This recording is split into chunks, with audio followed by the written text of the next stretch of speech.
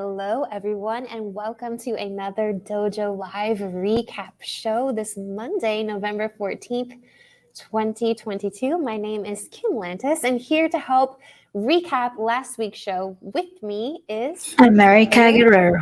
Andale. But before we do that, I have to have a special shout out to my big sister, Christina Brewer. It's her birthday. Ew. So anyway, love you, big sister, forever and always. Happy birthday. Yes. All right. Awesome. So last week we actually had 2 shows here on Dojo Live. So we're going to share what those shows were with you to entice you to watch them again or watch them for the first time if you didn't get to. And you can check that out at dojo.live in our interviews page. So last week, again, with those two shows, we got to speak with Jaya, Kishore, Reddy, who is the co-founder and CTO at Yellow.AI, and he talked all about the evolution of Conversational AI. That was on Tuesday. And on Wednesday, we got to talk with Danielle, Keeven, who is VP of Finance at Paddle, all about payments and billings and choosing the finance stack for your SAAS. So let's go ahead and get started with Kishore. That's what he prefers to go by, Kishore's show. Kishore. And this was all about how conversational AI is transforming the customer experience. What did you think of that show, America? I really love how this company is transforming that with tech and AI. So he shared that there is a new generation of consumers that they are demanding, they utilize mobiles, and they want fast solutions. Everybody wants that. So this company exists to elevate the business to consumer interactions with technology.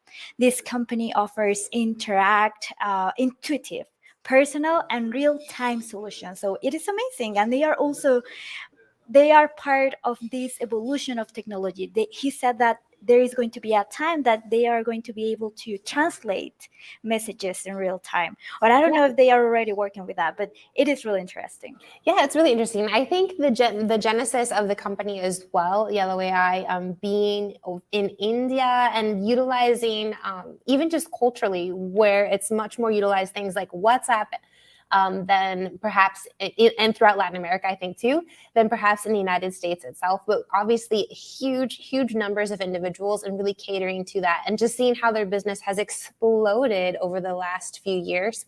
I think they've been around for 7-8 years now.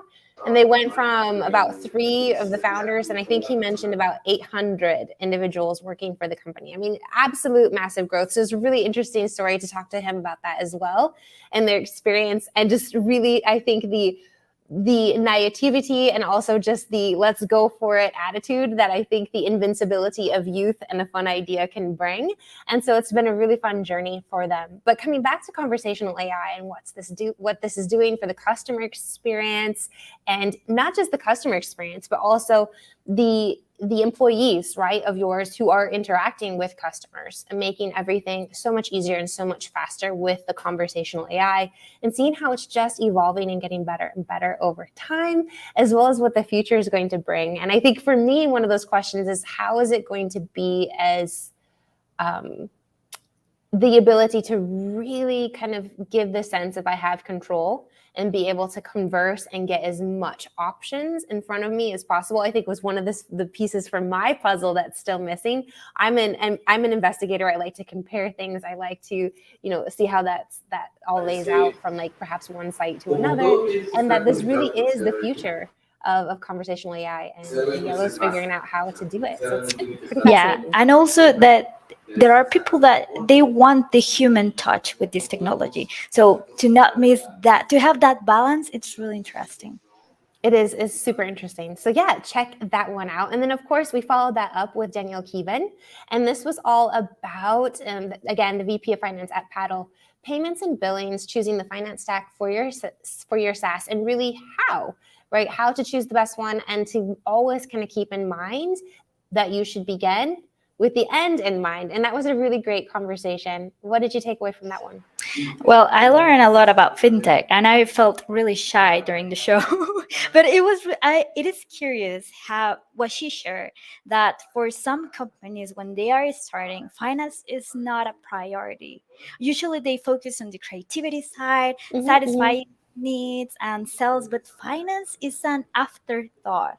So with Paddle, you can easily check your company performance, be globally compliant every day. Yeah, that's a That really is big really piece. interesting. Yes, and benefit with more solutions in one platform.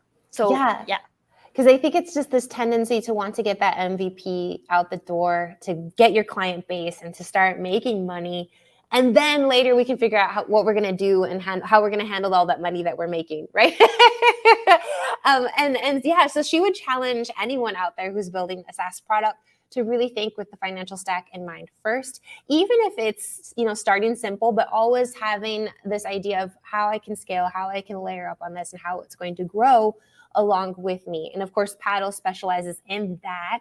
And it's pretty cool because they have a guarantee, like, and for everything, even when it comes to like taxes and, like you mentioned, the international tidbits and all these things, the experts and the ease to help you wade through that. So it's particularly interesting. Do check that out if you are a SaaS company. And it's great because it's never too late, right? You can always fix this or scale at any point. It's just obviously going to be much easier and even financially sound to do it at the beginning rather than somewhere in the middle or in the end, right? And it's great because they work with companies of all sizes, right? From startups all the way through enterprise. And so do check them out. And I think it's great too. What I really enjoyed her as a person and as a leader, and just how the Paddle as a company is growing.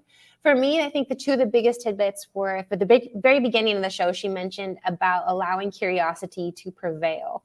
I think as leaders, as individuals, I think that's something that we can all kind of live by. And then their company culture being quite international. Most of their operations, I think, are based out of the United States and the United Kingdom. But it was about, what did she say? Assume good intent, right? So when we do have conversations or someone says something that we might be interpreting in one way, a negative way, we can assume, right, across our work culture that the intent is good. And so I think this is a really good way to communicate cross-culturally, to maybe train ourselves to pause, take a breath, and ask, right? Ask questions. And I think that's going to bring a lot of clarity to leaders and individuals within companies. I think that was great words of advice. Yes, and she also gave us recommendations. If you want to be part of this fintech industry and you don't know how to start, don't miss the show.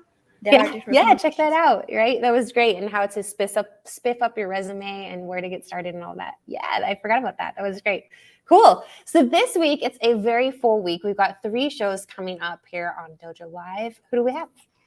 We have tomorrow on Tuesday, making tech accessible for small to mid-sized restaurants. This conversation is going to be with Sterling Douglas, co-founder and CEO at the company Chowly. Chowly? Him? Is Charlie. that Yeah, I think Chowly? so. Yeah. Yeah. And then on Wednesday, we're going to have our second episode of our segment. Sorry. And the topic is going to be Of the about AWS segment. Yep. AWS segment, exactly. The topic is going to be about containers, the getaway drug to the cloud. And this conversation is going to be with R. Chan, Senior Partner Solutions Architect at Amazon Web Services, and Gustavo Romero, Principal DevOps Engineer at Incora. Yeah, And it's going to be a great yes, conversation. and Jorge, I believe that he's going to participate as a co host on Thursday with our guest, Joseph Schneier. I think that is German, Schneier, CEO and co founder at Trusted.care. The topic is going to be about surprising things we have learned about how healthcare works. The 3 Yeah, shows at 10 a.m. Pacific. it's going to be great. Don't miss it. Yes, exactly. And until then, everyone stay safe. Talk soon.